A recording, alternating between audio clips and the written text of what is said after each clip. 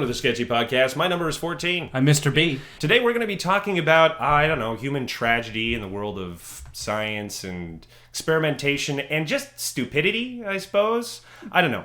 You're going to witness a lot of dumbitude. This show is just all about kind of irrational stupidity with one little ray of hope in all of that idiocy. One brilliant young man who's going to make you feel as though the future has, a chance. And we're also going to just talk about Donald Trump and politics in general because there's nothing else that matters to people these days. It's a Trump date. It's basically the next piece of news for 8 years probably, where no one is going to be able to stop talking about this. That's it. That's the rule. On his last day, he's going to extend his term somehow.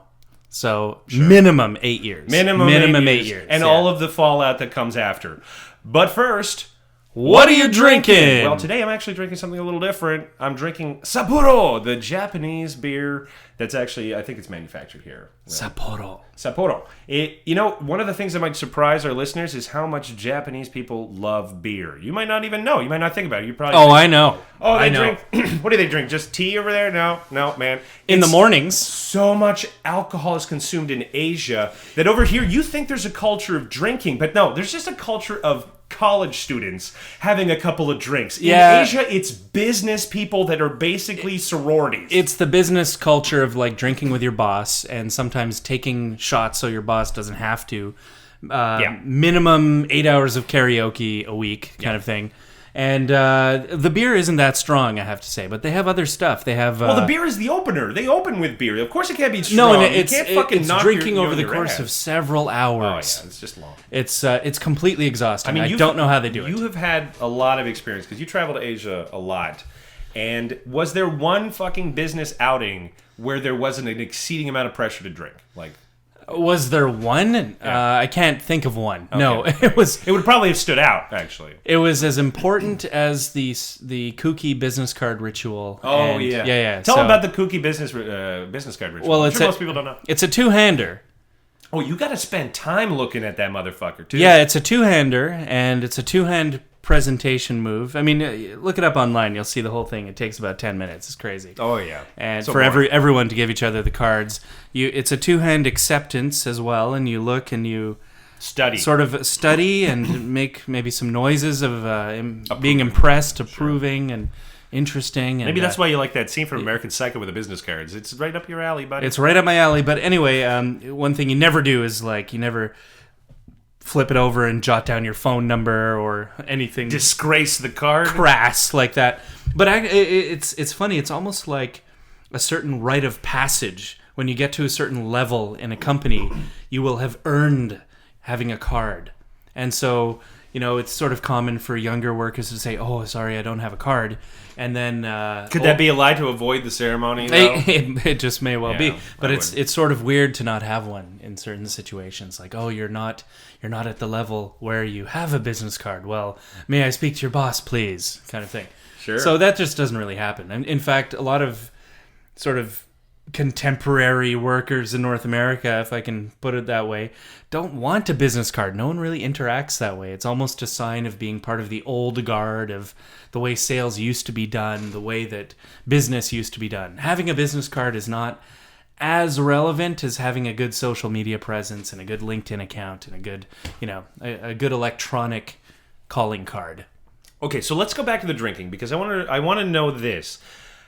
Typically, a North American worker, they're working like 40, maybe 50-hour weeks. Right. But they go home and they can just chillax. Now, how much they might have a beer or two just to kick up their feet. Maybe sure. on the weekend they get together with their buddies, or watch maybe on the football. Friday. Maybe on the Friday you go out. Now, in Asia, how many nights of the week do you have to go out on extra business drinking shit? Look, it's not everybody. It's not all the time, but it's certainly different from what we expect and what we're used to in North America. More intense. Very intense, and it's a very sort of homogeneous society. Now, why do they do it? Why do they fucking do it? And there are certain social rules that. Why do they do it? Yeah, why do they do it?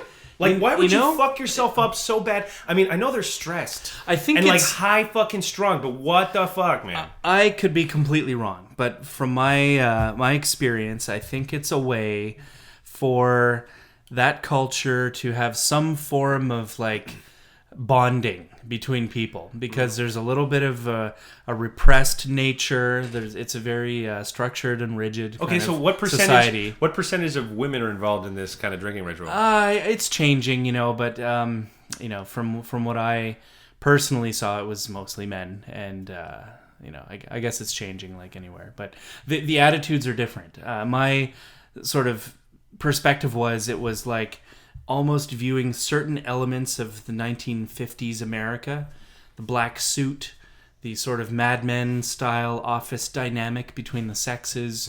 And again, I'm not trying to stereotype anything here, but like it was a palpable difference. It was very, very different. It just seems like a complete waste of life and liver. Honestly, I mean, I am very suspicious of drinking with office people because that shit just comes back, man. Like you can't keep your mouth shut. I suppose if you're trying to reach, you could say it's part of like the notion of working for a company for your whole life and being part of a second family. And these people you're going to be with them like basically for your whole career.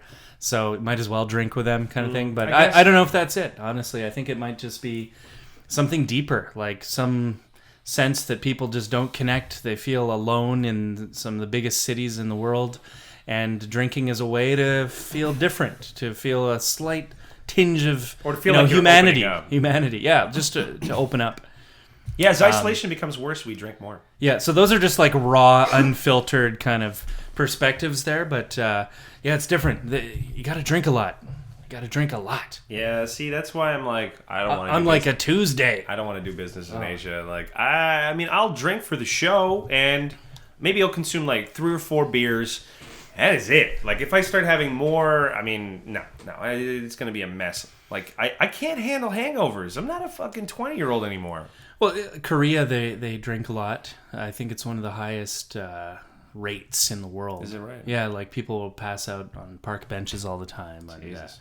Yeah, I've had stuff that called once, soju. I passed out on a park bench once. That was embarrassing. China, it was a lot of whiskey I found in China and traditional wines and stuff. The kind of place where they would plunk down a bottle and mark it off with a marker, and at the end of the night they'd sort of measure the current level versus where the marker was at the beginning, and just charge you by the like centimeter of whiskey. All right, that's one way. They could have just weighed it, for God's sake. A lot of strange karaoke style singing too, like a bit intense. They do love their karaoke. They take their fun seriously. Yeah, I guess so. But like I said, that's not for me. The drinking, I'll drink socially, but getting sloshed or having to prove yourself. But you pointed out something that I thought was interesting. I've had this on my mind too as of late, when you said that they needed some kind of ritual. And we're in a society these days where we have very few rituals that we actually kind of rely on. And if you look at the history of mankind, I mean, we were awash with ritual, and one of the most important of all of those rituals, something you can still see in, let's say, Stone Age tribe, was basically a rite of passage for manhood. Because let's face it, all right? I mean, you achieve manhood, quote unquote, when your dick can start getting hard. But when you were 12 and you got your first boner, were you a man? And that makes it really awkward to share that experience with your fellow man. It's like you break over, open your parents' like room. You're like, I had my first boner, and they were like, oh, that's so great. Let's have a party. No, I don't think so. All right, that's not happening. So I guess that throughout our history, we obviously understood that the status of being the man is contentious, right? Like there's always that alpha male kind of battle. Who's the man? I mean, when I say the man, what is the first thing that pops into your mind, right? It's like this image of a cool guy who's in control or something, the alpha dude. This is what you think of when I say that. So naturally, that's a pecking order. It's got to be, you've got to discover who the fuck is on, the top and who's at the goddamn bottom. So we've always created these rituals, and I think that the sad thing now is that all our rituals are doing are making the fucking alcohol companies richer, and us poor in the process, because you really think that your ability to fucking consume alcohol says anything about your qualities as a man? I'm like, well, unless he got super violent and, we found out that he had really good kidneys. Yeah, alcohol is funny, like, because It does sort of bring people together. It lowers inhibitions. It feels really good for the first couple drinks. First couple. And then you sort of feel invincible, and that momentum carries you through to the next several drinks, and then you just have nothing but regret. That's sort of the cycle that people go through. But that cycle is actually, like, we can actually track the brain, and it's just a matter of chemistry, because the first few drinks are releasing all of this energy, this sort of like this feeling of euphoria and energy that you have. Sure, that's we know this about alcohol. But then, like anything, when you punch yourself, and then all of a sudden it hurts at first, but then you get that rush of adrenaline. It's like the opposite of that. Right. Now you're too happy. Well, let's bring you down, bitch. Yeah. Well, I guess everybody needs some kind of outlet. Sports feel good because you're just working, out your energy in a different way. Drinking can feel good, I guess. But there's a reason why a lot of sports are themselves kind of rituals of manhood. I mean, like, why do you think so many of our contemporaries, so many of our schoolmates, Tom, joined sports programs? No doubt it was to get some kind of fucking feeling of belonging and trying to prove yourself and what have you. Yeah, there's definitely something ingrained to wanting to be active and moving around and stuff. One of the things that I find really fascinating about Asian culture in general is, you'll notice this if you watch a lot of anime or you read any stories that are written by either Chinese or Japanese people, and you will notice that there's an obsession with levels. Like, a good example is, like, you'll have fantasy hierarchy, where all of a sudden a guy will be a level 50 but he's fighting a level 99, and you keep thinking to yourself, why does this fucking matter? But if you've played a role-playing game, the entire structure of the role-playing game centers around this hierarchy system. Yeah. And it makes sense, because if you look at, let's say, China's history, China had a literal bureaucratic religion.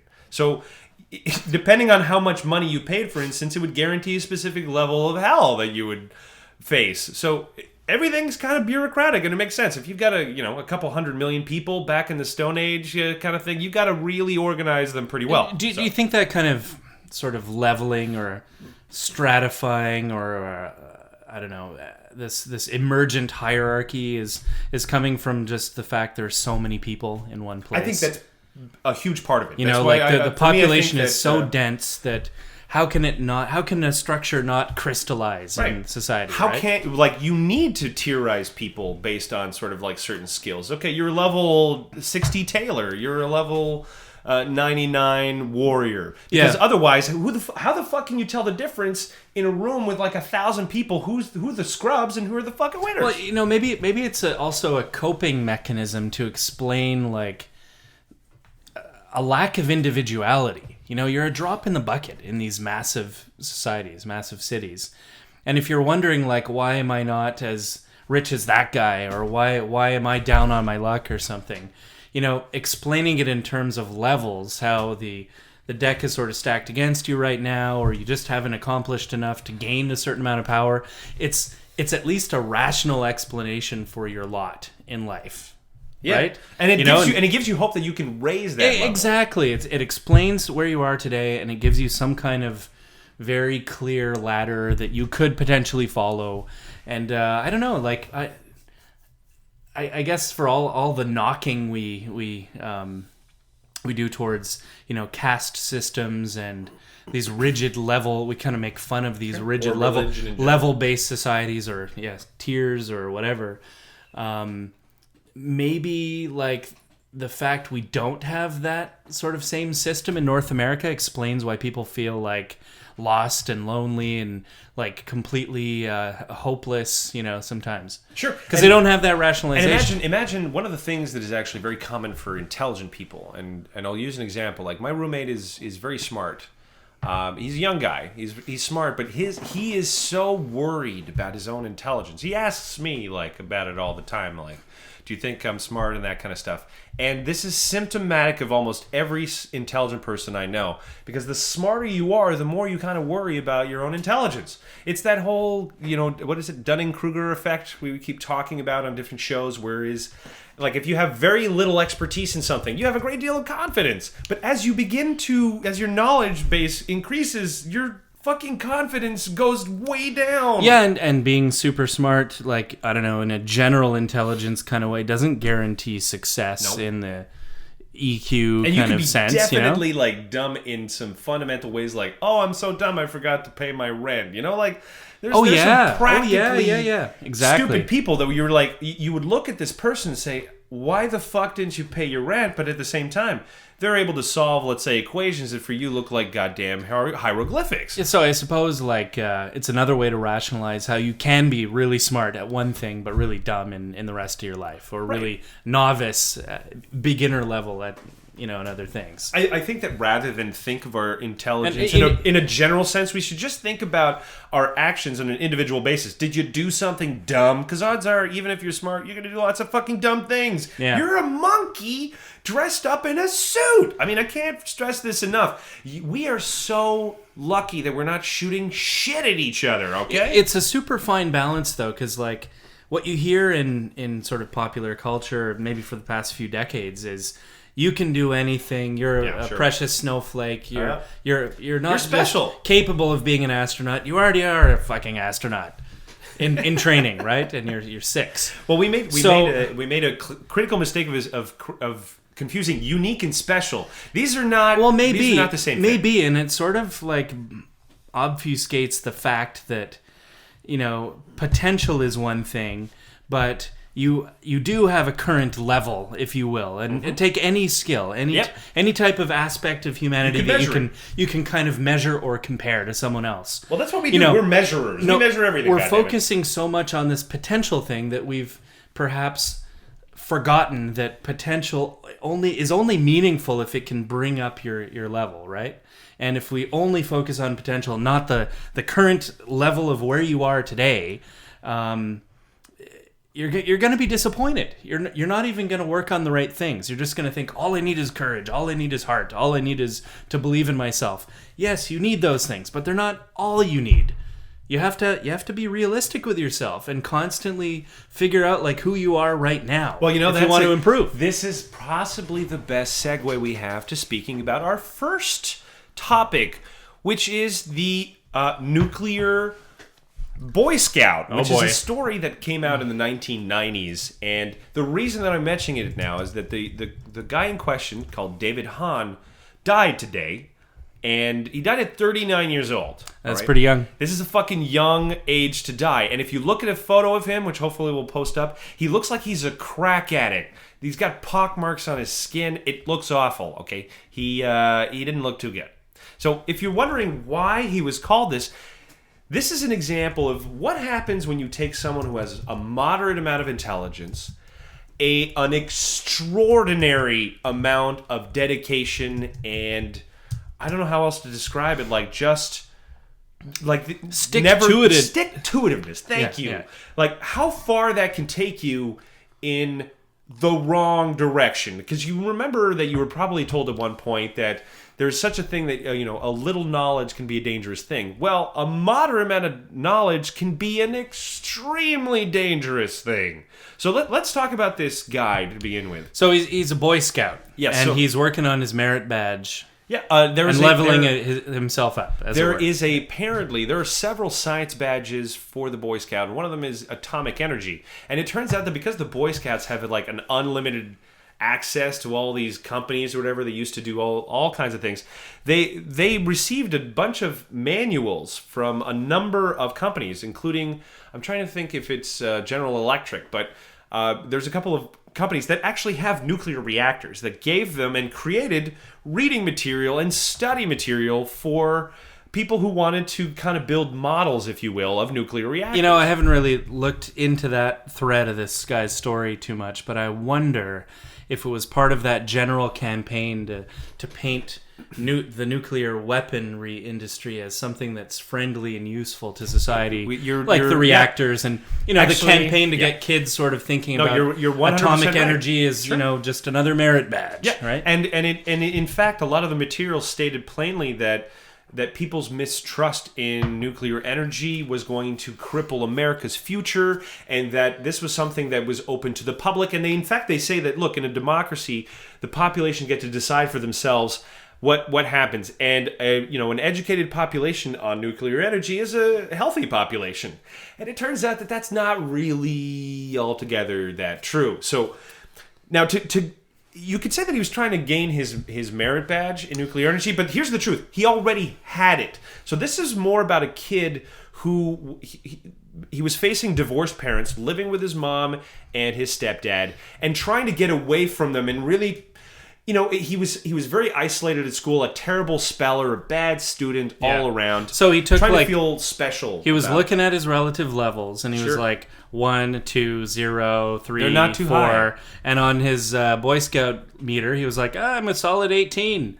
Well, so he was like, that's my new identity. I'm just going to go down the rabbit hole and keep going with that nuclear stuff. I feel like this guy, if you were to give him levels like, okay, did you ever play Dungeons and Dragons? Yeah. So you know that when you play Dungeons and Dragons, you have a variety of attributes, from strength to intelligence and wisdom and charisma. Right. And it all makes kind of sense when you think about it. Atomic energy. And you could just sort of say, well, where would he rank in a number of qualities? And there's one quality that Dungeons and Dragons never understood or even never knew, and that one is determination. Now, there is an aspect, maybe we call it willpower or whatever, that some people are unstoppable machines that will try to accomplish anything. A good example of that is the Coral Castle. Have you ever heard of this? The Coral Castle? It's a guy who built by himself a fucking gigantic castle made with rocks so large we don't even know how he fucking built it.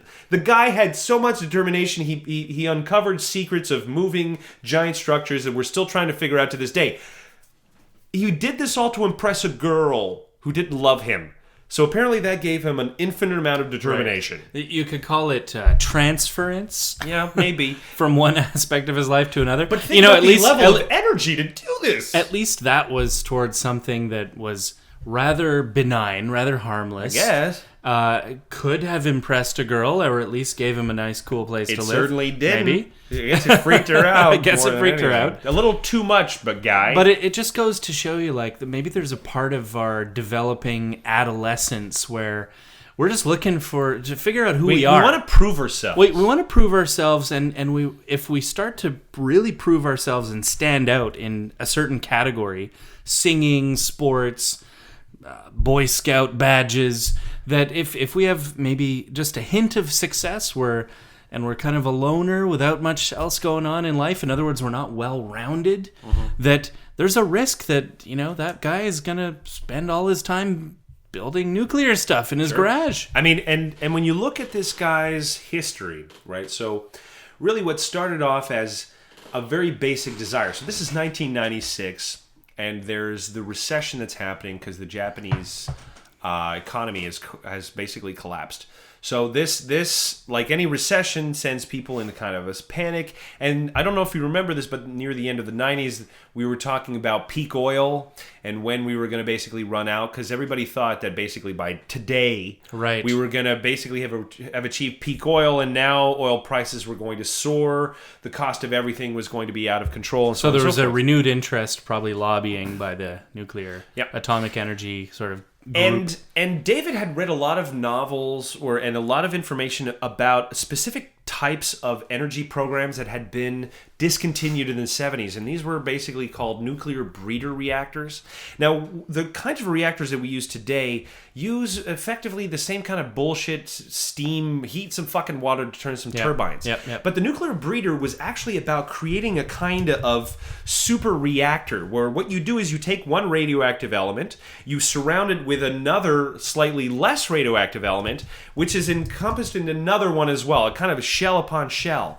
And because of the ways that sort of like nuclear radiation and weak radioactive force works, you're kind of like creating a reaction where like one nuclear material is turning into another, which is generating energy. It's basically like fission in a box, right? And you're just basically putting it on the side, and then you're saying it's generating a lot of energy. But the problem with this, because when you're looking at these standard reactors with water, I read that somewhere it's something like 20% energy efficiency that you're getting out of this radioactive material. It's not great. Nuclear breeders were saying, like, we can harness 85% of the radioactive material, and rather than have all of this waste, the waste is actually recreated, if you want, into a new radioactive material. Right. So, like, there's some technical details here, like the first step down from the super pure substance to the next step is where you get the biggest gain. Exactly. Biggest bang for your buck, if you will. Mm-hmm. It's probably, but it was but it's like the slow burn of going through the entire chain of other materials just isn't how those reactors are built. But what you're saying is there's another way to do it where it's more like a rich reaction that keeps going and keeps going and keeps going. But what do you think the problem with such a reaction would be? And why would they stop this kind of funding? Oh. I'm sure you could imagine what is a breeder which utilizes like a significantly more energy. Well, what could happen in that kind of situation? Well, you get runaway Yeah, problems. basically. So it turns out that almost all the reactors that containment, were built in the early or late 60s and early 70s had to be shut down because every single one of them had a minor meltdown. And it could have gotten a lot worse because these weren't reactors that were full capacity. These were still experimental. And at the time, the energy they were producing was so expensive that, they didn't even calculate how much it cost. But to put things into perspective, okay, because I read a lot about this, and you still have to understand that this was a very volatile time for the future of nuclear energy. And you could create a lot of fear from it because there was the Cold War going on, and nuclear... You say the word nuclear and people fucking freak out. But the thing about these, anytime you first introduced a technology, like let's say the first nuclear reactor produced not even enough energy to fucking light a light bulb. But if they would have stopped then and said, well, this isn't worth it, obviously we wouldn't have it today. You can't look at the cost of when the technology is first being developed and just assume, oh, it's worthless. Like You'd take the same attitude with fusion energy. You'd be like, well, it's going to cost too much. Fuck that shit. Even though it's like the future, man. In 50 years, you're going to be heating your house with fucking fusion energy, dude. But anyways, so these breeders are kind of like discontinued. And so this David Hahn guy reads about this and he's like, I think this is the future of energy. And he's not necessarily wrong. I mean, he's thinking oil is going to run out and now we need something else. But before he gets to that stage, he's got a lot to learn. So he figures, I need to try to gather enough nuclear material to see if I can actually start a reaction. Which in and of itself, I mean, like, unless you're crazy, I mean, why would you even want to start that at home? Oh, let me gather enough nuclear material that it starts to get really hot.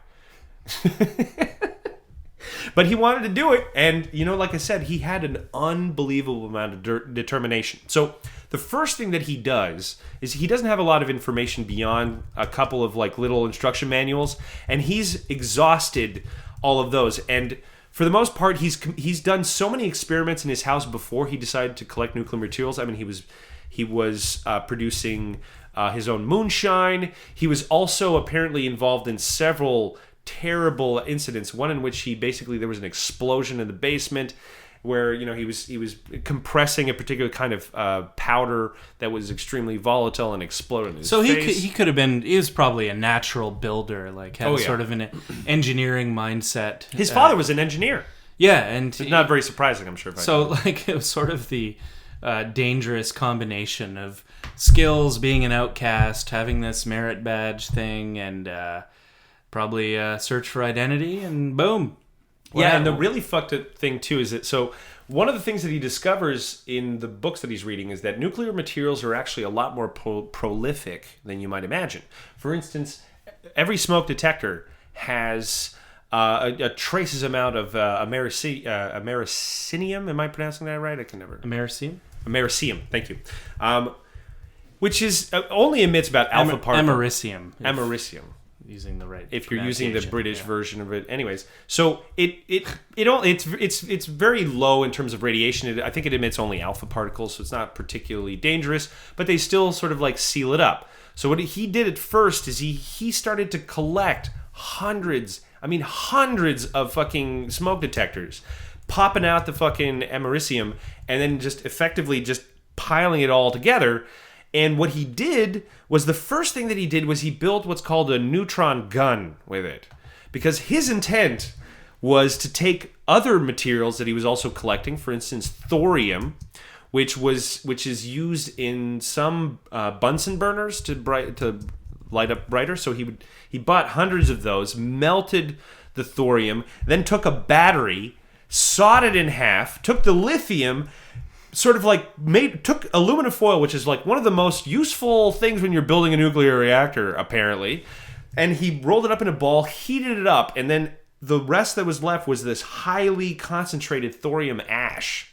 All right, that he started to sort of like collect. And then he used this neutron gun to effectively turn the thorium into uranium. Okay? Like, are you starting to realize how fucked up it is that a person can take basically a little block of lead, a shitload of, smoke detectors, a piece of aluminum or beryllium, depending if you want to really fucking knock it out of the park, and then effectively have a device that allows you to take one moderately radioactive material and turn it into a super radioactive material that is highly concentrated.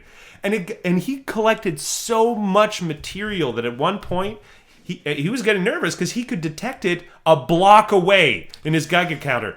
It was going through concrete. Like, here's how bad it is. When they shut it down, and they had to fucking shut it down because one day he went for a drive with a toolbox that contained many of the radioactive elements and a couple of those aluminum balls of like thorium, driving around, and he gets pulled over by a cop who examines this, and then they were like, is there a fucking nuclear bomb in here? They don't know what the fuck to expect. Right. Yeah, there are detectors out there with law enforcement, and but they didn't know the extent of how radioactive it was, so they towed why it take back. a chance? They towed it back to the police station, which is the worst place you want to put a potential nuclear explosive device there. Drive it out to a field, man. Like, why would you put it in the police station, the epicenter of the law enforcement in your city? Hello? Okay, so yeah, that was a bad move. But after a while, when they opened it up and before we get you just let's just pause for a second. The sheer amount of just determination. Yeah, I cannot believe it. Like, sure, you had the know-how, but he had the hundreds of the motivation to go buy hundreds of smoke detectors and melt a bunch of freaking batteries. No, but listen, that's insane. He had his own safety protocols, though juvenile they were. Every day he would throw away his clothing because obviously they were irradiated, and he would wear a lead poncho, and he thought this was enough, and like he'd cover his mouth because again he was dealing mostly with radioactive material that at first emit mostly alpha and beta particles, and if you know those, you know that your skin and a piece of paper can fucking fend off most of that radiation. The problem starts when you inhale it and when you ingest it. Now, because he was working with fine powders, okay? Like, imagine a ball of thorium that you've just turned into a fucking powder and now you're mixing it up. Do you think maybe, just maybe, it went into your fucking lungs there, pal? Okay? And then you're just making a hot ball of uranium with it. Just like he never achieved critical mass. Thank God. But he worked in this little like. Who do you call if you achieve critical mass by accident? Who the fuck do you call? There are many different nuclear agencies. One is called the Nuclear Regulatory Agency, the NRA, I think. But they're not like down the block like the fire department. They are not. No, and the EPA typically gets involved if they don't get involved, which is what happened in this case. Because when the cops discovered that the elements were radioactive, first of all, David did not cooperate with the cops, so he didn't tell them anything about his shed. He instead told them that he lived with his dad, which he didn't. He was living with his mom. In the meantime, his mom had basically thrown away in the garbage, yes, you heard me right, almost all of his materials. So we're talking all the thorium and all the uranium. So when the EPA got there and had to basically destroy his shack, and I mean like tear it up because it was so radioactive that just a fucking soup can that was there had 50,000 times like the normal dose of radiation that you get from cosmic rays, which is not insignificant, okay?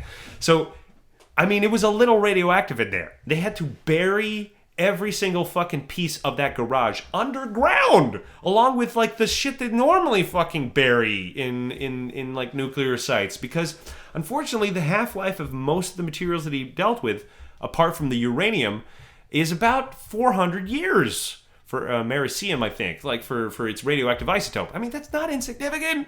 Okay, 400 years. And he put they estimated he put about 40,000 people at risk with his little fucking experiment of Mr. I didn't achieve critical mass guy. And so today he's dead, and we don't know to what extent there was radiation poisoning because he refused to take any medical examination. He said, "Oh, it can't be that bad. I'm sure I've only taken 5 years off my life from all this fucking experimentation." I mean, did you not read up on the Curies, buddy? Did you not read up on it? And just the psychology of what's going on. Jesus Christ. You know, What was he thinking? it's probably like, this is who I am. I'm going to do this better than anyone else, and I don't need your medical help. Like, sure, I'll take 5 years off my life. I'm awesome. It was worth it. Well, he seemed to have an infinite amount of people do all curiosity, kinds of self-destructive behavior, and a lot of it is less educational, I suppose, for what it's worth. But what a dangerous thing to play with. Well, you know what he became obsessed with, actually, in the few remaining years of his life, though he didn't know that it was the last years of his life. He became very interested in biology and in amino acids. Like, Yeah. Who knows what he would have concocted in that fucking world, mister? I have an infinite amount of time. I know how to social engineer people, and apparently I have no filter telling me that this is a crazy bad idea. Yeah, here's to the crazy ones, I guess, or the risk takers, the renegades. But do you say, okay, so let's segue on to our second topic, which is a kid by the name of Taylor Wilson, who was inspired, actually, by this nuclear Boy Scout, and he wanted to build his own reactor too, because he had many of the same feelings. He knew that basically energy was the future. Of course, he was a lot smarter because he decided, I'm not going to build this in my home because that's going to be a really bad idea. Yeah. Instead, he contacts a university. I think that's a smarter way of going about it, because he had read about different kinds of reactors. I think this one was called a salt reactor. I'm trying to remember. Yeah, like a molten salt reactor. Salt reactor, yeah. thank you. Yeah. And his idea was sort of like more energy independence by smaller reactors rather than a large one. Which right, is and that was like the high-level design of what he had in mind. But his tactic was, hey, I'm gonna get a grant. I'm gonna be a young kid who approaches a university and the Oak Ridge National Laboratory in the States. He's gonna do it in above board, you know, but like look at above what he board done. Nuclear reactors. So what his career before that was, he was already winning science prizes with like thousands of contestants. So he's a boy genius, sure. Oh, for sure. He's going to get a grant. And you might but argue, David Hahn could have never gotten a grant. I mean, he's a joker. He couldn't even pass English, for God's sake. And this is arguable because he clearly had some kind of talent for tinkering and building stuff. Of course, no doubt. Maybe in the right environment, given the right tools, he would have been a great engineer, I think. Builder of some kind. Exactly. Sure. And maybe he just didn't have, for whatever reason, the right support. And this Taylor Wilson kid, he's not a kid anymore, but he clearly had good support around him. He had connections to the good universities and access to the right people. And he also didn't try to build it in his backyard. No, I mean he got it going right in a university and or in a Oak Ridge National Laboratory. Well, he was also smart. He's like, I'm going to create a design and then sell that design, rather than I'm going to build a scary nuclear reactor in my house and then question mark? I mean, like, seriously, Mr. Hahn, what the fuck was your plan? Like, if you were to build just not even a nuclear reactor, let's pretend you found some other energy form, like you use a zero energy reactor or whatever. Like, what the fuck are you doing with it? Like, seriously, are you just gonna plug it in your house and then, like, I'm energy independent? Like, what's your end game? Like, what the fuck are you trying to do with this? Because unless you have a good plan, just building something is not really that great. You know an what? idea. Yeah, I think this is a point that seems to come up over and over again when looking at the mistakes or the triumphs of humanity. Like, it's not just what you do; it's why you do it. It's why you do it. Yeah. You know, it's important. The story behind it, the goal, the motivation, because it's gonna dictate everything that comes after. Well, the one thing that I think that nobody really understood, or perhaps, I guess before we close up the story and talk about the second one, I kind of wanted to mention the fact that I found very few videos that talked about this in terms of its security risk. Look, I'm not the kind of guy that sort of like says, hey, there's a terrorist at every corner. But one of the things that is probably going to be a big problem in the future isn't just, like, a terrorist having a bomb is not the worst thing in the world. A terrorist having a dirty bomb, that is the big difference. And so if you examine the way in which this kid was able to produce radioactive material of some significant quality, then you're like, well, it wouldn't be really that hard, if you will, to just do that same thing. And really the importance of the difference between a conventional bomb and a dirty bomb is you just attach a bunch of fucking radioactive materials to it and hope it particleizes all over the motherfucking place. Because you can take, if a place is irradiated, it's basically dead. Like, you get the fuck out of there. You're fucked for a million years in some of that shit. Yeah, like concentration and the grade, the quality is really what counts. And we're talking like exponential on a sort of an exponential scale. So something that's 10 times worse or 100,000 times worse is very different. But looking at those two samples, in a dish, they would look the same to the naked eye. Right. So we're dealing with like a different beast, and you're right. Hopefully the detection systems that are like plugged into, I don't know, people making purchases for this kind of material online, or walking into a hardware store and trying to buy a crate full of smoke detectors. Hopefully that raises a few alarms before we get to that point. Look at one of the ways in which this was so fucking brilliant. So one of the ways in which he got beryllium, which is one of the key elements in his neutron gun, was he continued to there's a certain amount of beryllium in sights in a gun. So what he did was he would scrape it off and he would send it back to the manufacturer saying that it was defective and get back more, and then he continued to do this until he had enough to sort of like... Wow, someone was sleeping at the repair shop at the gun factory. But I mean, like, there's it's so that many, kid who keeps... There are so many different sources. And the truth is, if you kind of really understand the principle of how you can, again, transmutate elements, really all you need at that point is patience and... alchemy. A little bit of fucking alchemy. Like, that's what's weird. Radiation is like the motherfucking alchemy of the world, dude. Oh, you want to change lead into gold? No problem. Take this fucking neutron gun and shoot the shit out of it. Well, it's not really a gun, but you know what I mean? Like, you will change the fucking physical property of matter. This is not magic. Yeah, well, chemistry, and it's blurring the lines of chemistry and physics. We're at our energy scale, at the speeds we travel in, we're more used to chemistry. Yeah. But you know what? That's all a subset of that. Push chemistry far enough, you're in physics town. Yeah, you're in physics town, bitch. You obey our rules. Yeah, I mean, that's how it is. So just to wrap it up, I guess in a nutshell, what I'm trying to bring up in this whole experiment is that people with determination are scary. Yeah. And I'm not sure how to deal with that fact. Well, we've talked about people who had previous failures in life and then sort of found their niche. People like Hitler, for example. Great. Yeah, it's not always great. It's not always great. And, molding and shaping people's success, maybe exposing them to successes that are good for society and showing them that it's important to have goals that are beyond their own tinkering, their own selves, their own gratification. Maybe those are good values to kind of push towards. Yeah, because I'm like, youngsters. The whole time I was watching this thing, he's like, I was doing experiments. Okay, but all the results of those experiments are known. So what the fuck is the point? Are you just trying to make yourself feel good that you can, produce this particular kind of acid by mixing two components together? Good for you. But I mean, like, you're not contributing to the greater fucking good of science here. You're just experimenting for your own self-gratification. Really. Yeah, well, it's funny, like the scientific method that they try to push at the sort of high school level includes a step at the very end that you must share your results with your colleagues and spread the knowledge so it can be tested and verified and basically put out there to the world, or else you're not really doing science. And it's true, like, peer review is really important, but I think it's also important not to only work in isolation. But there's more to this story too, because like Faraday worked in isolation. Yeah, he was a bit of a dick.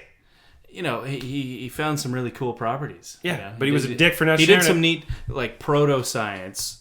I guess. I mean, we're lucky that we found his fucking hidden notes, I guess.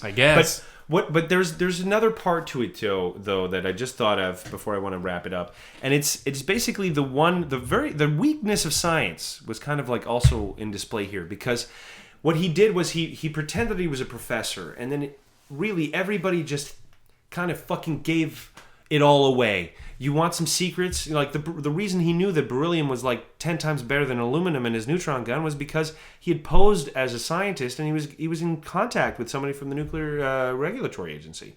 So, and they were just basically in correspondence. So they were tutoring him. Now, I know that there's a part of us that says, well, science needs to be tutored, but not to fucking everybody. Yeah, it seems. but okay, so there's science with like a capital S and science with a different lowercase s, right? There's science, the process, the philosophy, the framework, and then there's science, the culture of scientists. Yeah.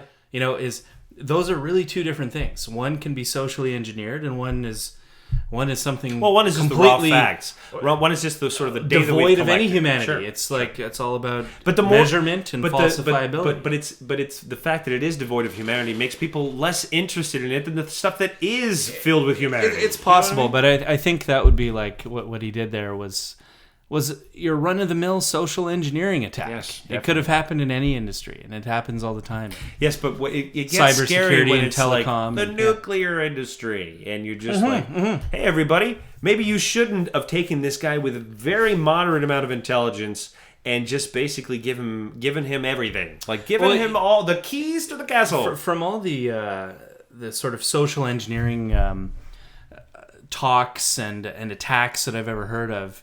The one thing that keeps coming up over and over again that's rather surprising is, you know, if you go up to someone and say, hey, I want you to do this for me, that maybe 1 in 10 will do it for you. But if you go up to them and said, hey man, like, I'm really sorry to ask, but can you help me out? I have this problem.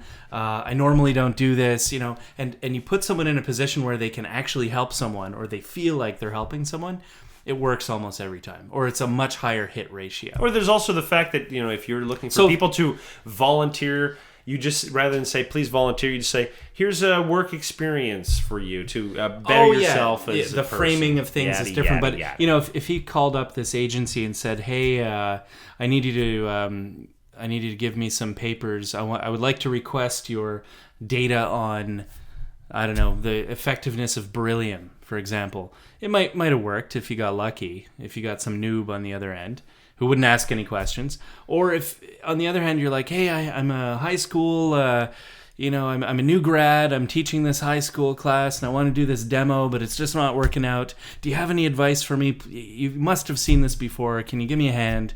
You know, he probably did something like that. But a lot of the social engineering he did too was he pretended that he was a teacher and that he needed materials for students. And again, our instinct is like, education is good. And so our critical faculties what's really going on here, gone. You don't want to be the guy who didn't help the fucking high school teacher. Sure. Right? You don't want to be that asshole. And I'm sure that at the time, they probably felt good. They're like, you know what? I really helped at school. No, you didn't. You made some 17-year-old guy like a little bit closer to making his ridiculously insane You just got him from a level 18 to a level fucking 19. Like, actually, let me ask you this question. Upgrade.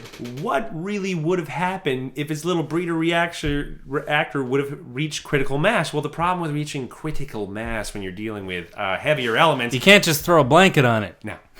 You cannot. You can't.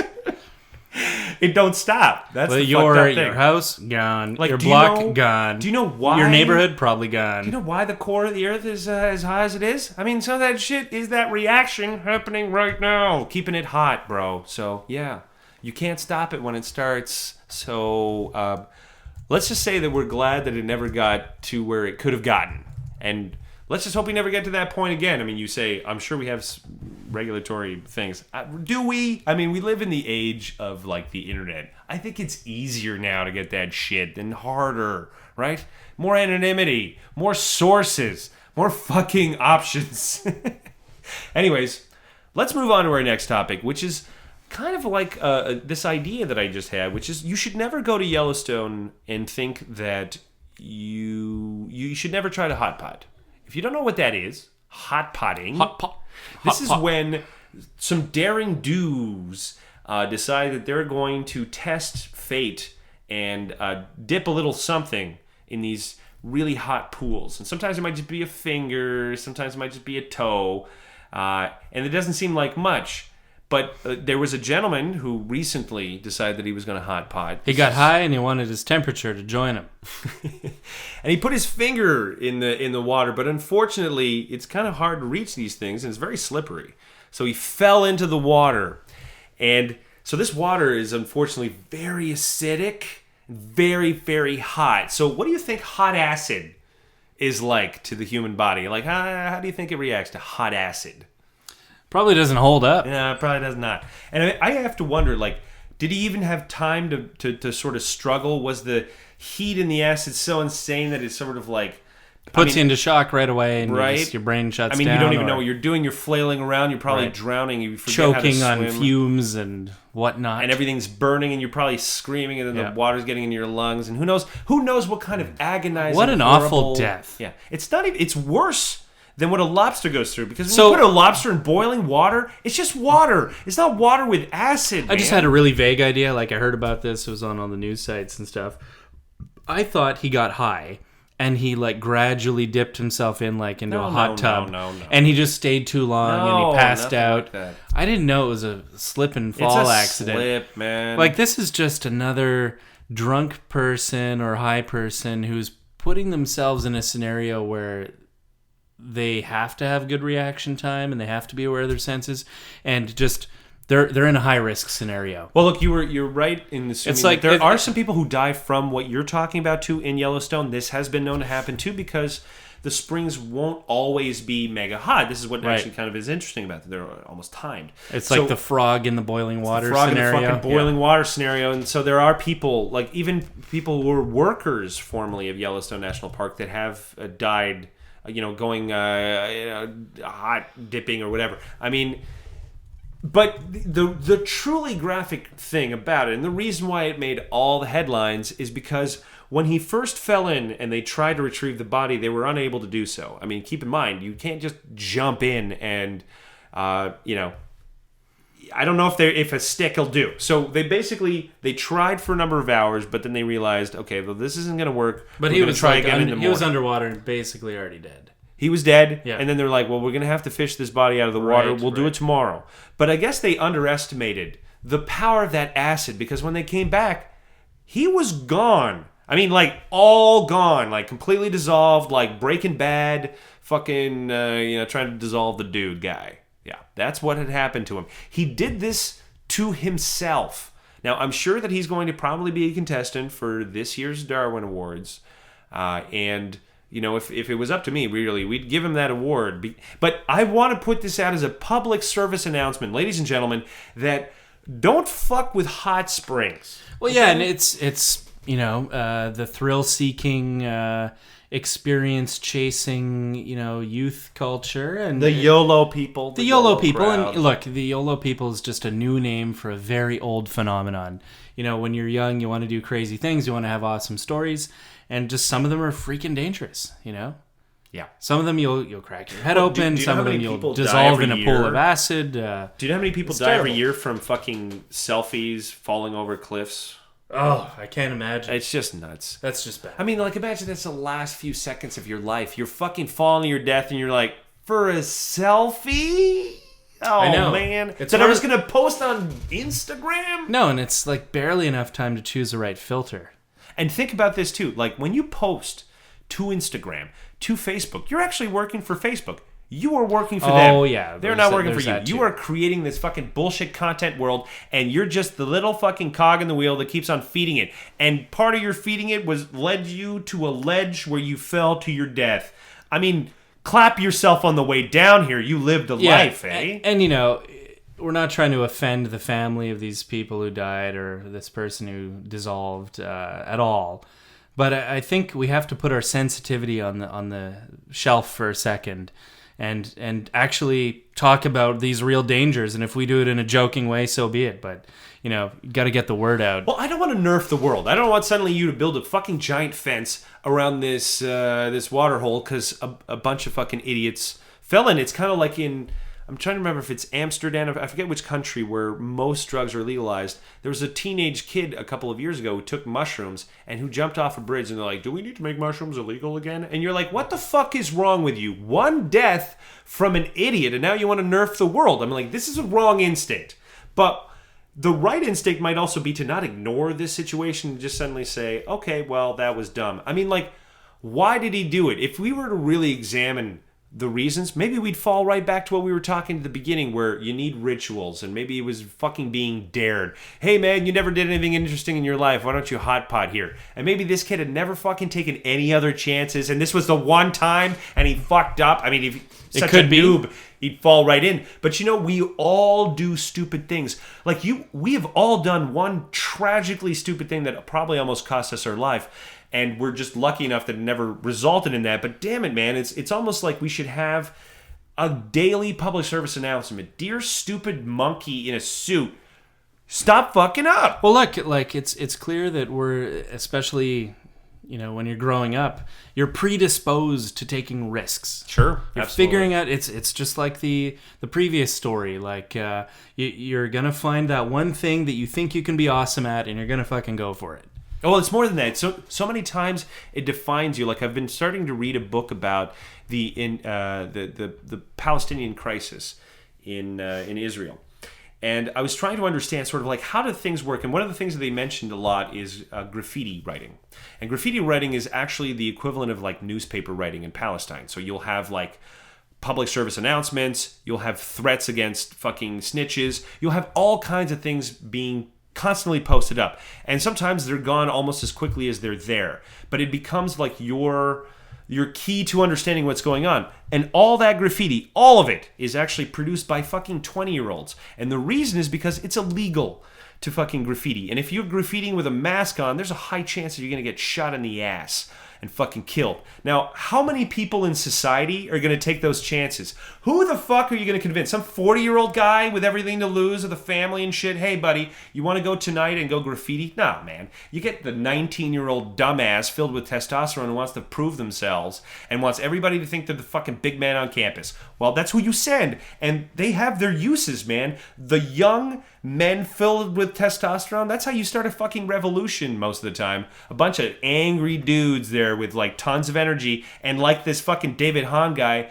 an unlimited amount of motivation. Like, I don't know where it comes from. Like, deep down, I want to prove myself. Shit, man. You can break down a whole goddamn culture, a whole fucking civilization with that kind of energy. You know what I mean? Yeah. It's dangerous, bro. Dangerous. Dangerous. Watch out. Okay, let's move on to our last topic. I mean, what are we at, an hour now? I guess it's getting a bit on the long end of the We're tooth. pushing an hour. We're pushing an hour. Yeah. Okay, so now I feel conflicted about bringing up this news because I know a lot of people are like, I Maybe don't you've hear heard any more about politics. But have you heard that Trump is the new president? Yes, I've heard. And president-elect. You heard about his stunt at the restaurant the other day? There's this notion. I had no idea. There's this notion of a protective press corps. Yes. That is all around ready for history to happen. Right. And sometimes it does. Like maybe once a year you'll get a little nugget of history or a big nugget of history just because something happened near the president or to the president or the president was involved in some breaking news. It's basically an entourage of press. It's a just in case, for history. Do it for history. Yep. And Trump decided he'll have none of that. He wanted to go eat a steak with his family. And I don't think he realizes what being a president is really all about. Well, like his press guy, I forget who it is, or a girl, I don't know, basically put the lid on the night, which apparently means, okay, all you other press people, you can go home now. The president is going to stay put. No news for the rest of the day. An hour later, his limo's like pulling out and he's going to a steakhouse. And apparently he said some things, because it was a high-end steakhouse, of course. Nothing. It was tremendous. Nothing but the best. Gold-plated steaks. He's going to hate living in the White House because it's a dump. Apparently they have him on video shaking a bunch of hands saying, don't worry, rich people, I'll lower them taxes for you. Wink, wink. Draining that swamp, buddy. Keep draining that swamp. Draining it of poor people. Right. You don't want them anywhere near you. Make sure you swirl yourself down on the way out. I think it's kind of funny that a billionaire has been... And by the way, when we talk about Trump's billions, I have not seen any indication, apart from the estimated wealth of the real estate holdings, how do we know any evidence that he has actually any money. How do we know he's not like $6 billion in debt? Well, he has... How do we know? He has... See, here's one of the biggest things that is actually conflict of interest. So Donald Trump owes like hundreds of millions of dollars to Chinese creditors, right? And what he's decided to do is that in part of his presidential campaign said that he was going to declare China a currency manipulator. Right. So he's trying to drive down the amount of debt he has to pay back. Correct. That would be immediately like the most obvious way. I mean, there are other ways in which he Donald has Trump like a currently ton of conflicts. The first one that's actually making the news is a hotel that he owns in D.C. that he's actually renting from the government. Now, because he's in a position where he can actually control the old postal office, right? In charge of choosing the rent, because they're actually in court now trying to sue the government to reduce the rent from $90 million to $8 million. Am I the only person here who thinks that Putin is like 9 steps ahead in this chess game?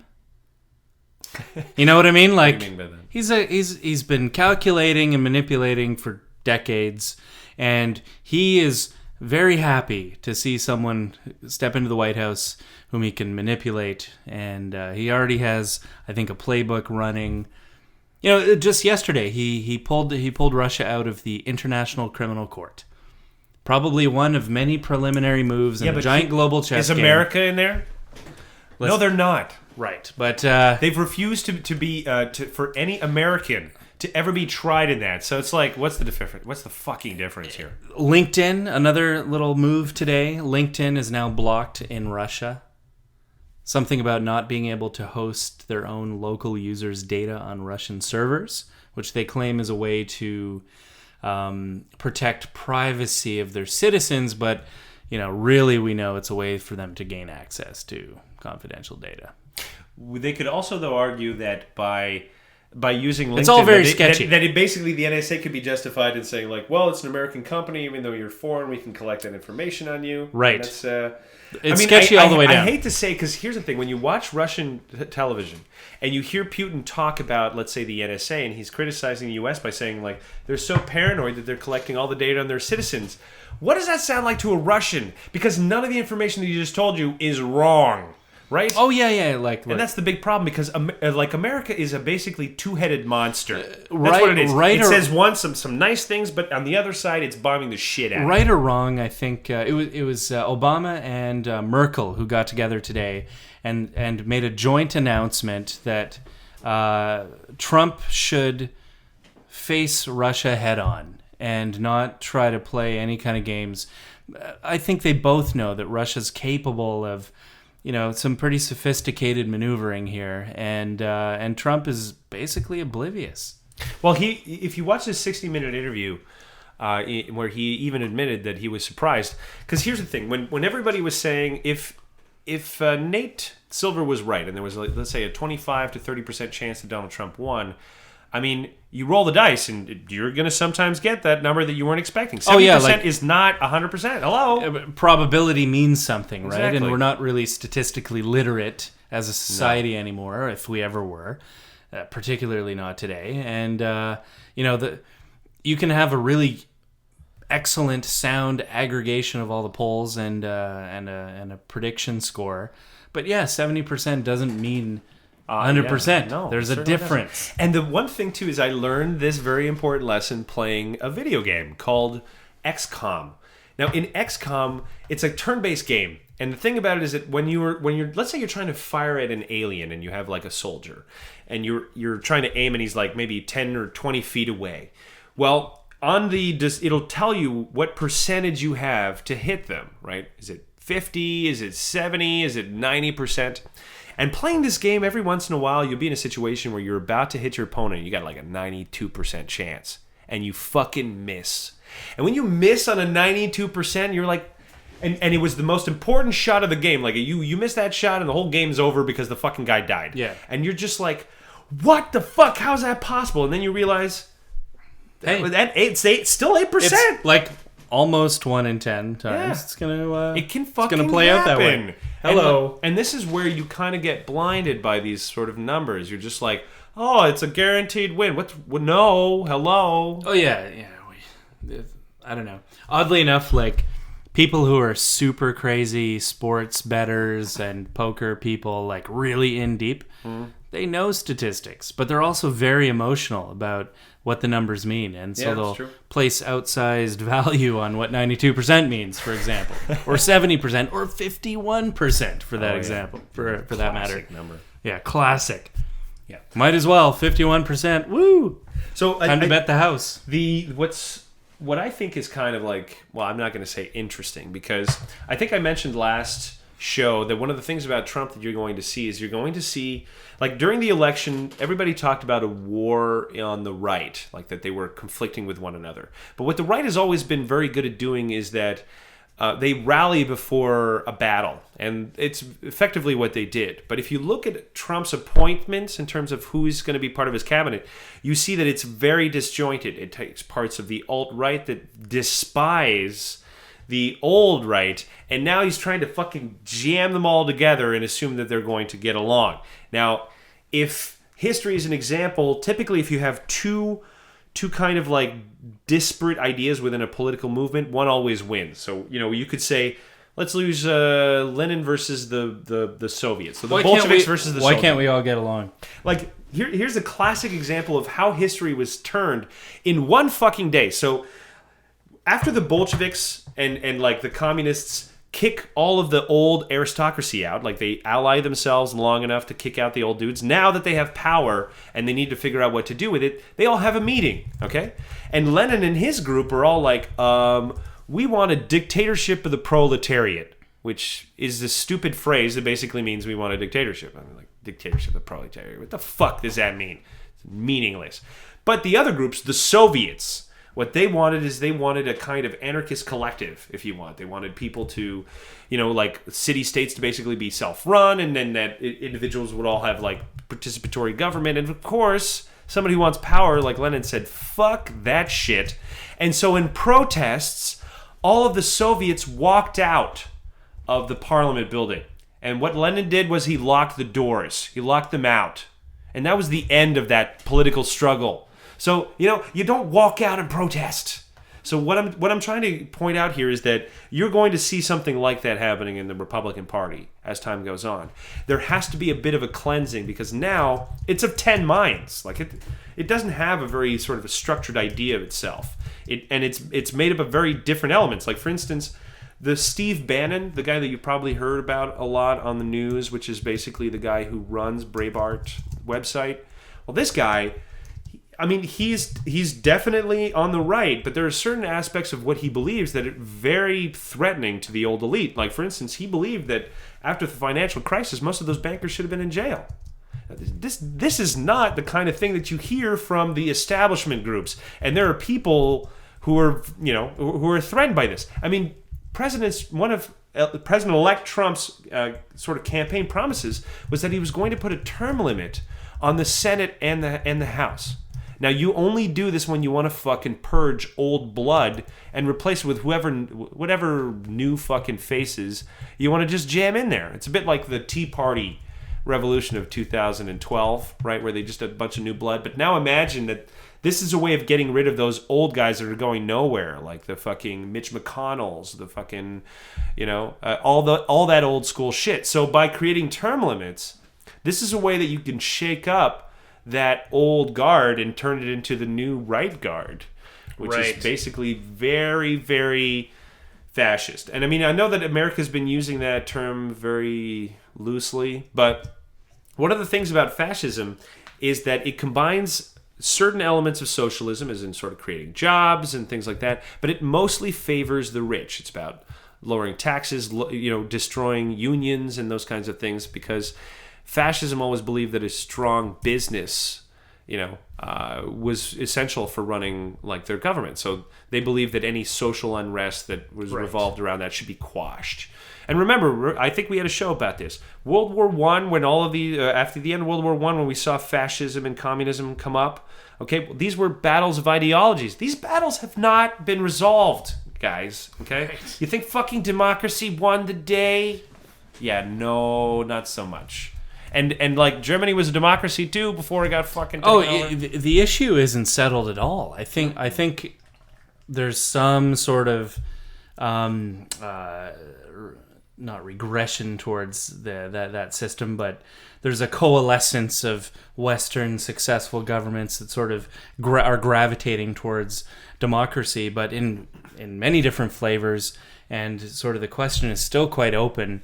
How do you structure that democracy? And then you get into the details, like should people have a minimum income to promote social stability, or should we go completely capitalist, like some people think? So the issue isn't just picking the system, but how it's implemented and what are the details. Well, why? We always make that joke. Democracy is the worst form of government, except for all the other forms. And then all of a sudden that became like, but that's the one we're gonna forever stick with. Like, what happened to fucking political imagination? Really? I mean, like, you think that that's all of the forms of government? And remember, like, even if you're American, you don't actually live in a democracy. You live in a republic. So even democracies themselves can take different fucking forms, right? America doesn't live in a direct democracy. You live in a republic. This is why you have electoral colleges. This is why you have, like, states' rights and things like that. Like, it's more complicated than just saying, everybody gets to vote. Like, that is not a form of government. That's how you can basically, structure government, but it doesn't necessarily inform you about how it's actually run, does it? Let's all vote on things. Okay, what does that mean? And who implements it? And what are you voting for? And who decides what you vote for? These are questions that we still haven't fucking answered with any degree of satisfaction. I know, right? But no, we're all good. It's like, I think it's just because the stress of life has forced us to acknowledge that politics can only make up, fucking 5% of your time? Yes, exactly. I think that we blame it on this mental fatigue, and we become obsessed with aspects of life, like just our leisure, our internet lives, our TV lives, our love lives. And really, like, you push someone to the brink and they're not happy with the way things are working out, but they don't make the connection that they've never once stopped and pondered politics. They've never once thought about a better way or doing something differently or challenging, or like just even connecting the fact that their vote and the fact that they're unhappy with the way the world is are connected in some vague way. Like, we're not challenging our society enough. The level of, I talk about this all the time, the level of discourse is so fucking low and so inane. Like, just look at a presidential debate and what they're talking about. And the level that they're talking about it. They're not talking about anything. They're not debating in the sense that they both want to arrive at a new truth or agree on, pushing the needle forward. They're just trying to, like, push the buttons of these stupid swing voters. Basically. That's all they're doing. Yeah. And it's ridiculous. And what happens in like Congress or House of Commons kind of scenario, well, they're basically doing the same thing. They're not even debating then. It's crazy. It's because we're in a constant, 10-year election cycle, ridiculous loop of doom. Actually, do you want to know what I blame for all of this? I blame the internet. Because really what's happened, and I could see this reaction, especially after the election, where people were basically saying, listen, if I'm going to ban you if you don't really agree that Trump is a racist. And I mean, I saw this like 1,000 times, like, I'm banning everybody that doesn't agree with me. And I did a show once about this. There's a phenomenon called group polarization. It's effectively, if you take, let's say, a bunch of moderates, and then I move some of them over to only groups that are interested in things that are right-leaning, and then I put the other person in a group that's only left-leaning, both of those people's opinions will be radicalized, effectively of whatever group I've sent them in. And that's because if they're only getting information from one group, they assume that all that information is true. Well, this is the thing, like, people aren't entirely logical, and they're not at all, actually.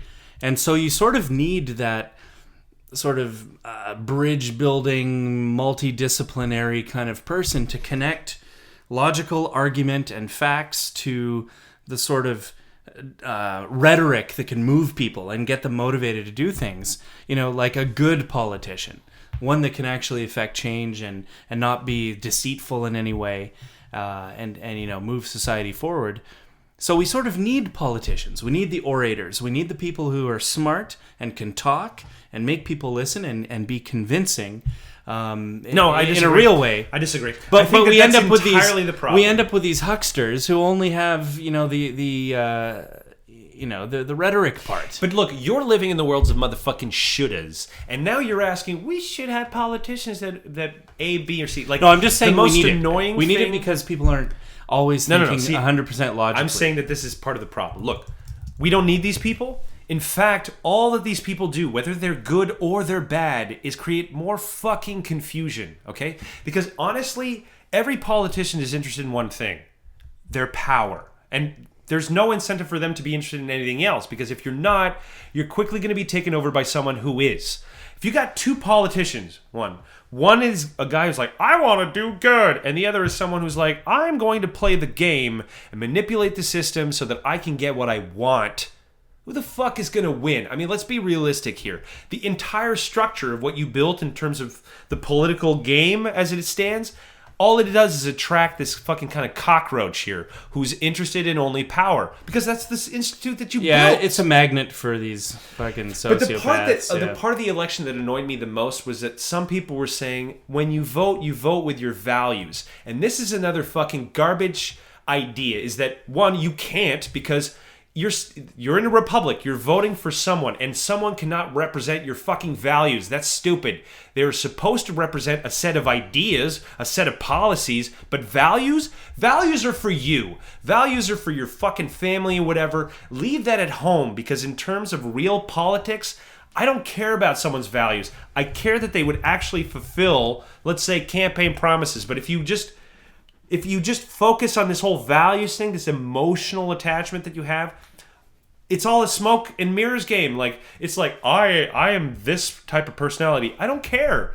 Can you do the goddamn job or not? Like, I have a friend, and, like, we were having a discussion about Barack Obama, and I'm one of those idiots who thought, well, he's pretty good, right? And she's like, he was as good at campaigning as he was bad at negotiating, okay?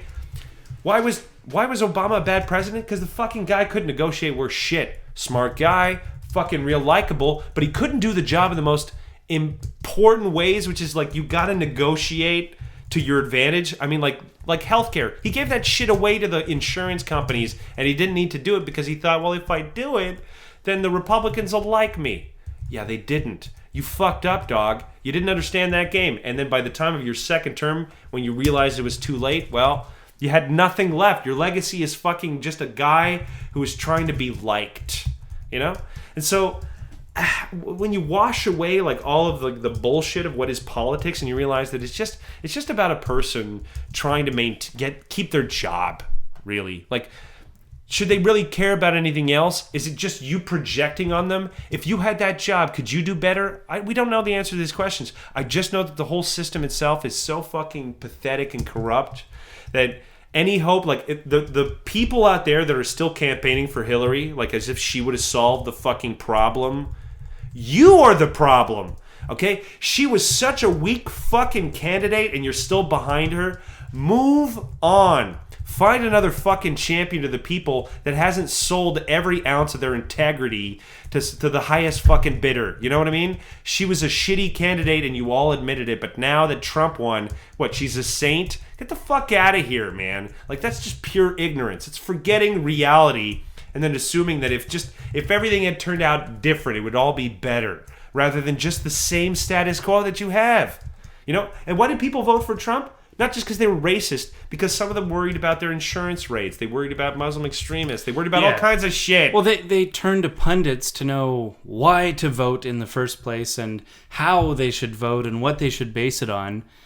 It's like you have to spoon feed people their own actions. They don't want free will. They don't want to have the responsibility of doing research. I don't think they have time for it. It takes a lot of mental energy in between fucking TV. Yeah, there's no time for that shit. It's just sad. And Americans are some of the most hardest working people. Like, they work more hours. The only people that do more are the Japanese. We're just talking about that. So you're an overstressed American that is constantly worrying about their health care, their mortgage, all these worries, and you're going to say, please be also educated about the political process. It's tough. It's not it's not easy when your education system doesn't prepare you very well. I want to put this out there to all the people who keep saying, oh, if more people would have turned out to vote, it would have been different.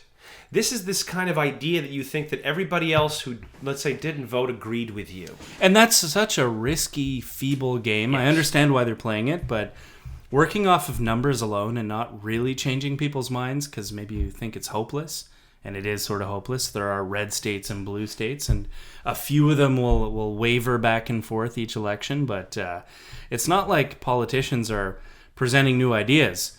It's like they're just trying to be the most bombastic version of their right or left, caricature candidate to get more people to come out and vote. If you would have gotten the That's rest bizarre. of the voting or the non-voting public to vote, I think that most of them would have voted for Donald Trump. Look, if you go to someone who doesn't vote and you're like, hey man, go vote, and you force them into a booth, who the fuck do you think he's going to vote for? They don't care. Like, if you don't care enough to get involved, why do you want this person there to begin with? I don't think there should be 100% voter turnout at an election. I think the people who care should fucking show up, because if they have skin in the game, they'll be there. And if you don't, if you're too cynical, or if you think that it doesn't matter, or you don't even know the name of the candidates because you're too busy with your awesome life, don't go fucking vote. You don't really actually have an opinion that we need right now. You know what I mean? Like, your political opinion should just stay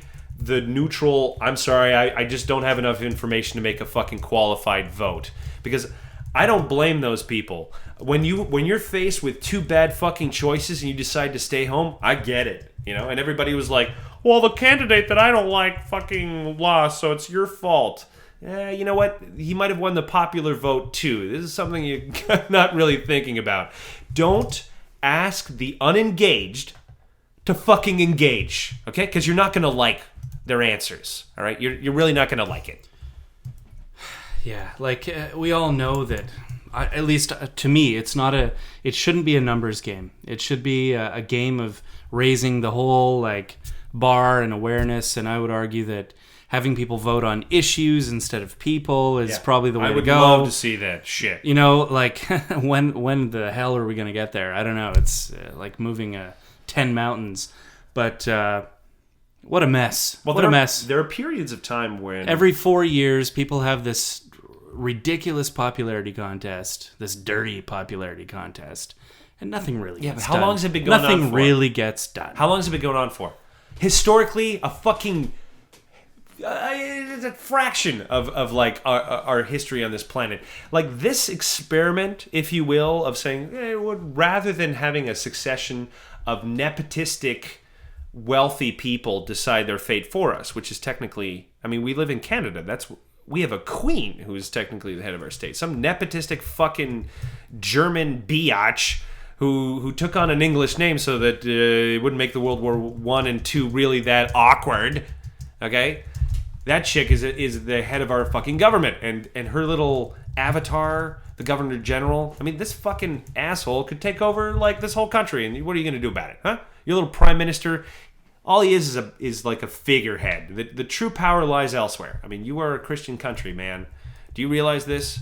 This is the sad truth of the world. If you're a Commonwealth country, you're basically fucking a Christian country. It's a sad state of affairs. So I kind of admire America for being one of the only countries in the world that doesn't have a monarchy or doesn't have some fucking supernatural god that dictates the ultimate reasons for their authority. Good on you. But this is an experiment, yo, and it seems to be going awry. I don't know if you noticed. Did America not think that maybe it could become the bad guy? Did you not think that was a possibility, huh? You have some of the dumbest, most well-armed people in the world, okay? That's not a great combination.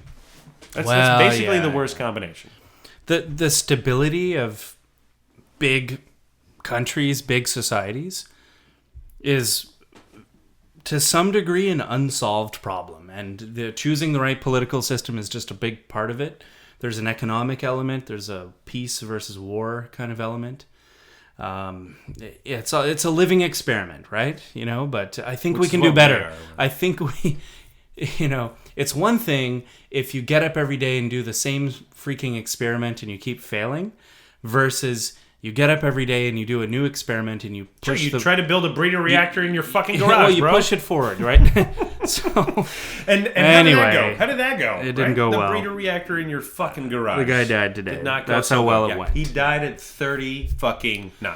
Anyway, can we please like polish this? Can we boil this down to something concrete, or is it impossible? Like something people can do today. I have been seeing this trend, and you probably have too, where people are saying, you know what, it's the right's turn to govern, or the alt-right's turn to govern. Give them a chance, and don't forget to reach out to people you disagree with, and maybe that's a good part of it. But when okay, so here's my little message to an American red stater, coming from a freaking left-wing Canadian, right, for what it's worth.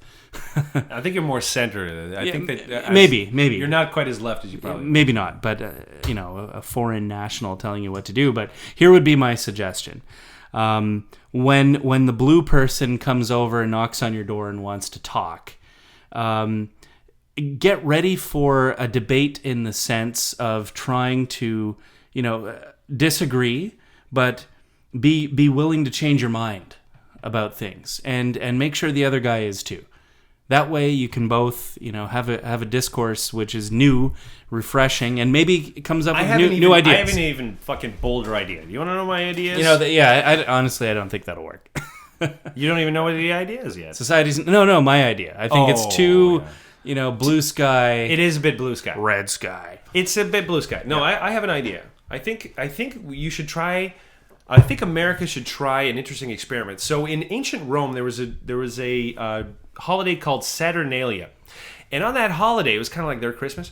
On that holiday, the slaves and the masters would fucking reverse roles, which is a very interesting way in which they tried to mitigate their social roles. Like, for instance, if you were a master, you would never really beat your slaves too bad, because there was one day of the year where they could fucking turn that shit around on you. Do you know what I mean? So maybe we need a bit of a new Saturnalia, where instead of being rich or poor, what you do is for one day of the year, you take the opposite view. You become a red. You become a blue. You try to learn every argument that your opponent has and defend it for fucking one day. Like, imagine for just one day you had to defend abortion if you're a fucking leftist. Or you had to fucking, say that there should be gun control when you're on the right. Like, just one day of the fucking year, you just had to take your opponent's position, know it as well as they did, and defend it. Now, you could go home and not agree with it at the end of the day, but this is just a fucking challenge on you. Do you know the argument of the other side so well that you could debate it for them? Because if you don't, then guess what? You're ignorant. You're fucking ignorant. And that, my friend, is the true tragedy of this whole thing. Everyone is so ignorant on each side. Like you said, the quality of discourse is gone. Everybody wants to hear what sounds good to them, and information that agrees with you is called propaganda, bro. It's like, I don't know, what's a good example? Like fencing, but with really dull implements.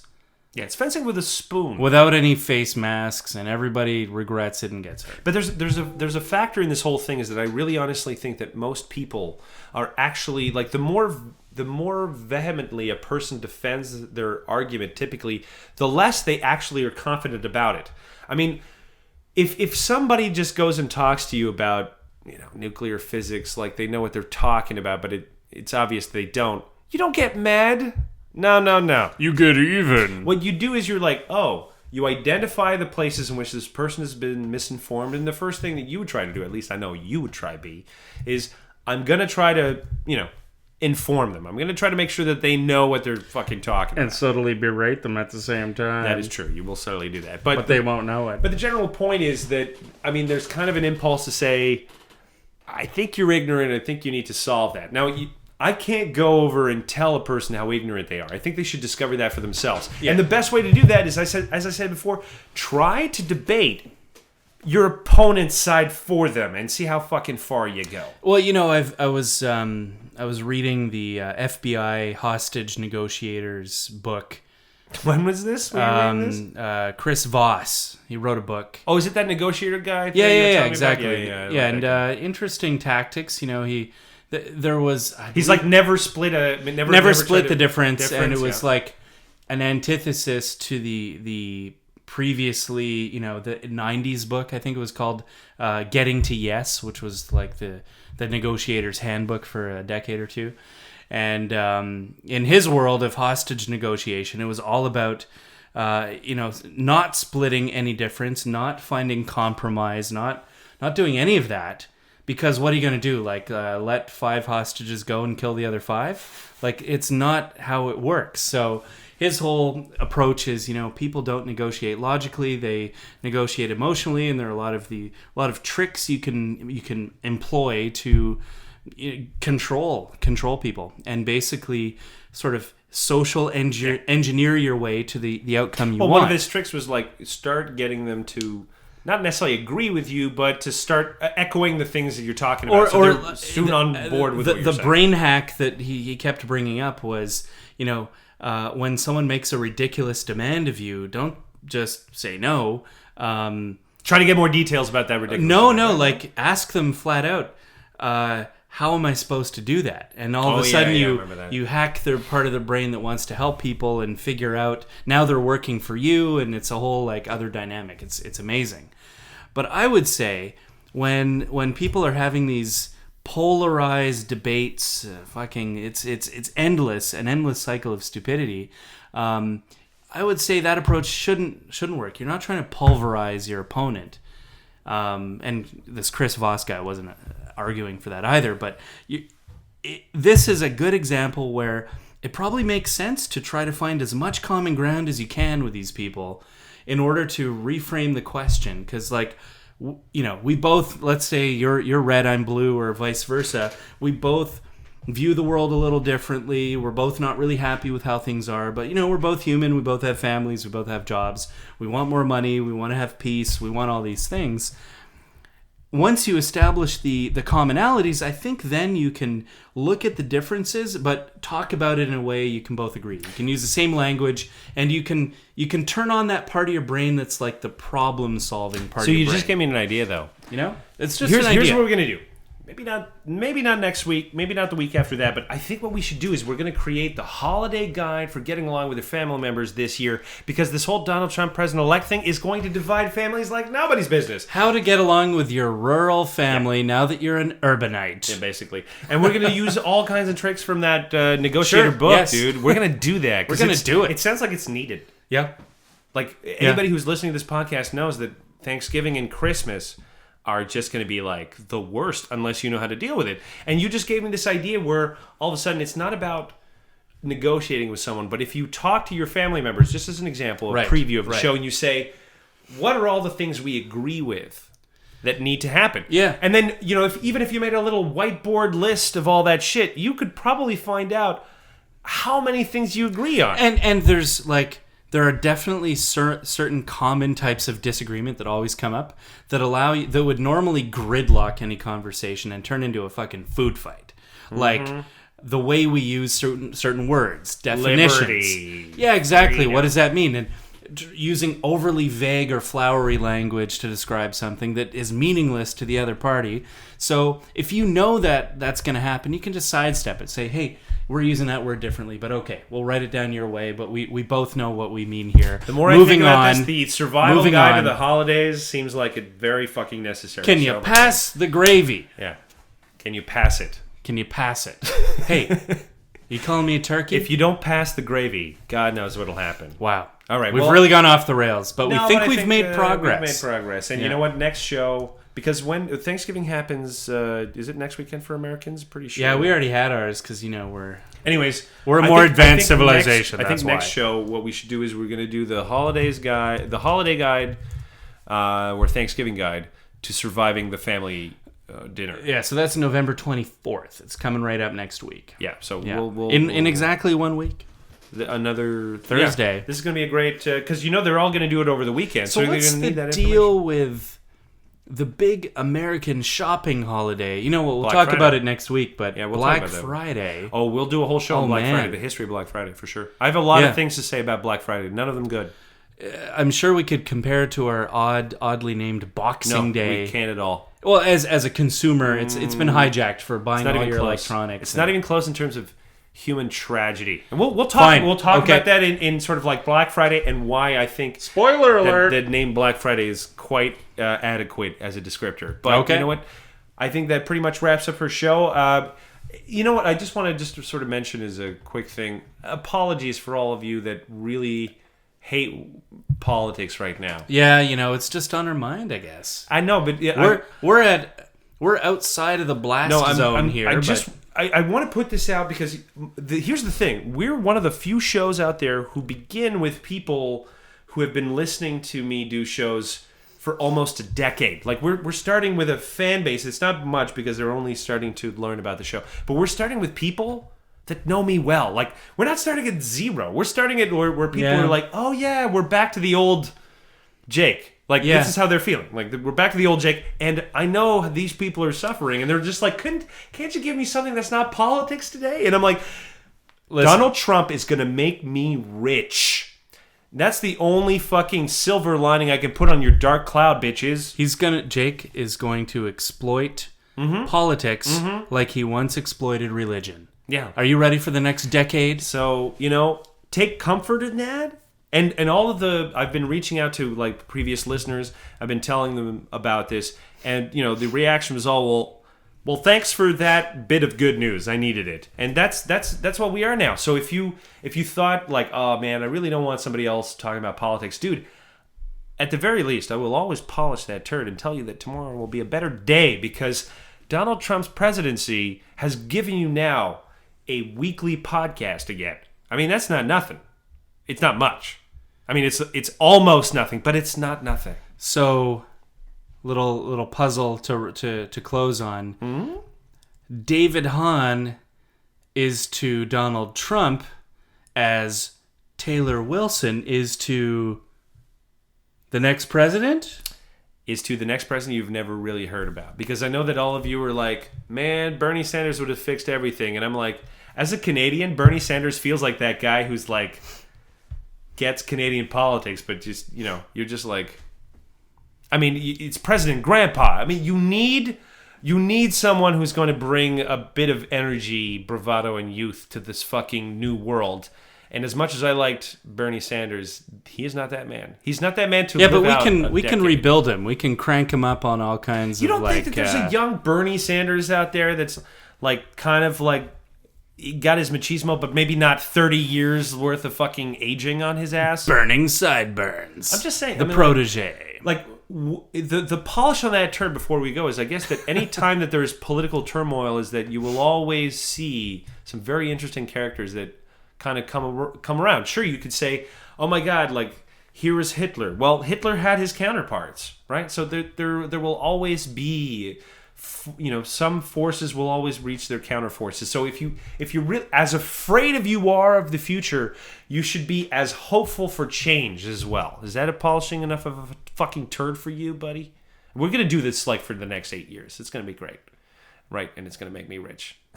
All right. With that, my name is Mr. 14, and I'm number B. All right, go to hell, everybody.